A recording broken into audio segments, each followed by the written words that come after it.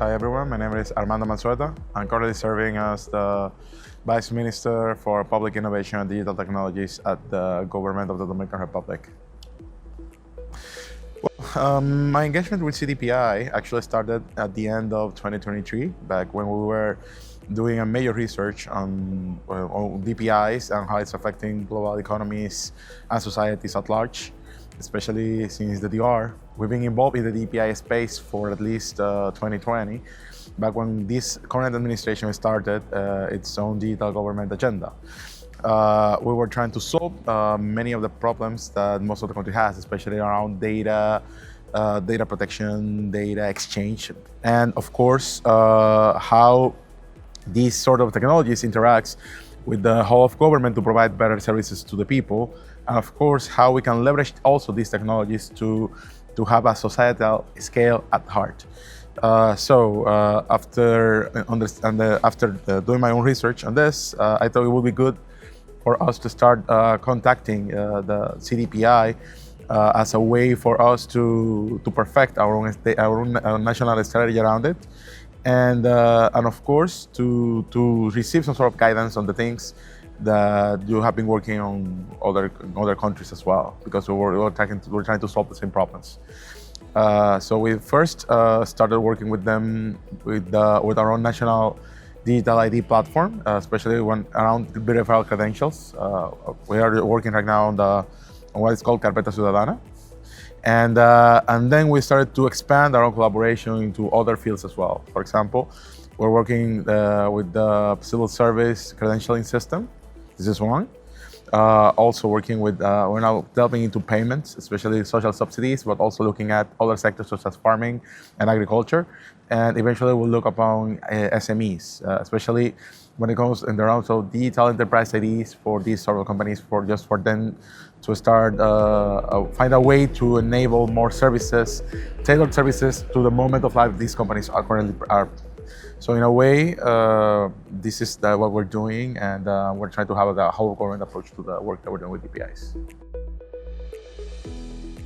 Oh, it complements me perfectly, because since the very beginning, we found out that government should be enablers, not just the one doing all the heavy lifting. I mean, it should be building the main chops, the technological aspects that each organization, whether they're public or private, needs for them to start digitizing themselves, not just at societal level, but also for the economy. When we define these building blocks, these general building blocks for the society, for the digital society, digital government, we found out that the DPI approach was the best possible way for us to start building them, because it combines both of the best of both worlds, the best of the public aspects of it, in a way that these are publicly governed.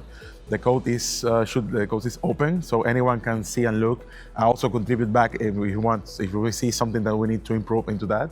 Of course, with the right governance models around those, each of these building blocks and community practices that can be part of that. And of course, the private aspect of it, because it will allow for other organizations, whether they're civil society organizations or private companies, to actually embrace and extend the work that the government is doing, so they can provide services to places where the government can't reach, in a way or another. And of course, it also brings some sort of accountability mechanisms to keep the government in check when it comes to the services that should be provided and the quality of those services. And it also helps us to start identifying and creating some sort of guardrails and safeguards around these products as well. So that's the magic of the DPI approach, and of course that's why we have moved towards that specific model for our own development. So the DaaS approach is basically it's something that can help us to move fast, because we're working with package solutions that had several use cases that are common across countries and nations and jurisdictions that have been pre-identified, and with minor modifications towards each of the use cases, we might be able to have a DPI functioning from the get-go in 60 to 90 days. From concept to an actual prototype that can actually test the solutions and ideas that we have, and then for us to scale it it will be something very quickly in matters of technical approaches that we have on that. Being in the infrastructure, the major concern that we need to solve in the long term, especially if you are scaling a product that goes from 0 to millions of users, then you need to find how to allocate resources. But other than that, I think it's one of the correct approaches for us to start creating new things and delivering more high quality services to the people one way or another. We have several DPIs implemented. Being the first one, X-Road for data exchange, I think is one of the most famous and most recognizable DPGs as DPIs that exist out there, especially for data exchange. But for example, with the support of CDPI, we're in the middle implementing INGI as the credentialing stack and the ID stack for the government that will complement as well with our own homebrew-based digital authentication platform. We're in the middle of integrating that. We are exploring the use of Sunbird as one of the core DPIs for registry management and handling. Most recently, we are exploring the use of G2P, for example, as one of the major solutions for social subsidies, but also for farming credits and subsidies for the agricultural sector at large. I think it's a very powerful solution that, depending on the testings that we do in the coming months, I think it will be the go-to solution for overhauling our own social protection sector in the DR. Regarding the DaaS approach, is something that we're actually exploring right now. I mean, I think one of the first DaaS that we'll be doing in the coming months is the Digital Enterprise ID project that we're running with the Ministry of Industry, Commerce and SMEs. It's that project that actually generates a lot of illusion in me because it will help us solve one of the major issues that prevent us to be more competitive in the larger regional arena, and it's that all the red tape that companies must go for doing anything in the DR, starting, for example, with not just the creation of the company itself, but for example, the opening of a bank account, or getting some certain permits or licenses to do business with the government or to operate in a specific sector. So by organizing everything that's related of a company towards its own life cycle, it will allow us to perfectly start defining when and proactively offering services to the people. So at the moment that they need to do something, we can give them the alert that they start doing that, whether to get to pay their taxes or to get a certain license, or if the license or a permit is expiring, so they can renew it, whether it's automatically or if they need to do some changes to do that in a seamless way. And that digital enterprise ID will be connected to the personal IDs of the owners or the legal representatives of the company, so everything will be tied together into the same digital wallet. Ideally, we're using this as one of the major strategies to people to start adopting also our own Carpeta Ciudadana digital wallet, but also we're tying that into the larger government services portal that we're also building. And integrating this one or another will help us out to have this sort of integrated public service system that goes from the personal citizen services to the business services as well, tied into a whole single ecosystem, so everything goes very seamlessly. Another aspect of this specific project is that we're also fostering financial inclusion, because the first use case that we're looking at for this specific product will be the opening of bank accounts for SMEs, which is one of the major problems that we're facing right now in our economy. So this will be a major incentive for business formalization, especially from this sector, which is very vulnerable on that front. And of course, that will help us out to start giving more opportunities to people, empowering them to do more, and of course, finding a path for entrepreneurs to a more formal setting that will allow them to grow and thrive. I think the major challenges that we're facing is basically the silos that might exist, especially on how digitalization have been passing through in our regions and our countries, because it has been very asymmetrical so far. Not just at societal level, which is a reality in all the developing world and the global south, but also on how governments have been addressing digitalization so far. and we're not. DR is no exception to that rule. So basically, has been this major conversation that has been going on to people showcasing the importance of not just working together, but also start unifying towards same criteria, using same sort of technologies and defining a common architecture that works for all, in a way that interoperability ranks supreme, because I think it's the most important thing that we should be focusing on, especially when we're working around digital solutions and data, but also to generate this sort of seamless government that we want to achieve.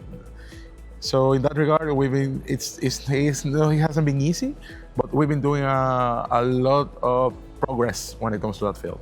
There are more institutions that are wishing to work directly with us in that regard. We have a select group of government CIOs that are completely identified on the mission, and they are the ones that are actually delivering, building the solutions with their guidance and support. And of course, the support of all the partners that have been working on us, from the World Bank, the Inter-American Bank of Development, CDPI, Co-Develop, and others.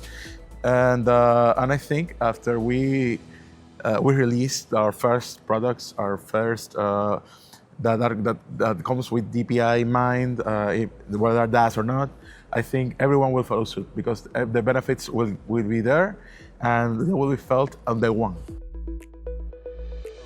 There's a lot of technical knowledge and transfer that I've been doing in the past years. We have basically weekly meetings, two to three times per week with the teams on the products that we're developing, and how we should properly tackle some of the issues and challenges that we're having. And for us, it has been very valuable so far to get this assistance one way or another. And of course, there are some other aspects that where we're receiving support. For example, when it comes for standards development and adoption, which is something more on the regulatory side of things. And of course, there's always the networking aspect of the working relationship that we have, because sometimes if they don't have the solution, they would just point out to the actual organization or person that might know the answer to some of the challenges that we're facing.